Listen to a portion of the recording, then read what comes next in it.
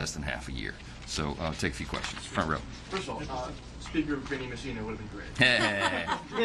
So regarding yesterday's Supreme Court order on the Education Department, you've previously been asked whether Congress will assert its constitutional authority and pass legislation closing the department, which of course was created by an act of Congress. When exactly does that moment arrive?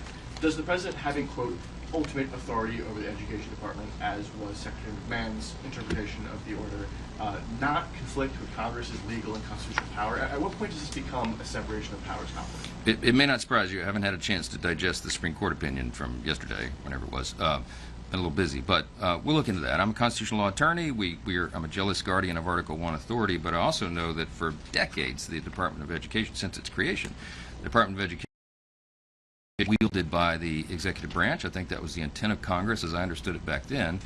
We have a large say in that, but we're going to coordinate that with the White House, where I'm not going to get has a vision on how to reform education at the federal level. Secretary McMahon has done an extraordinary job thus far, and we're going to follow their cues on how to do that. If we see that the separation of powers is being breached in some way, we'll act. But I haven't seen that.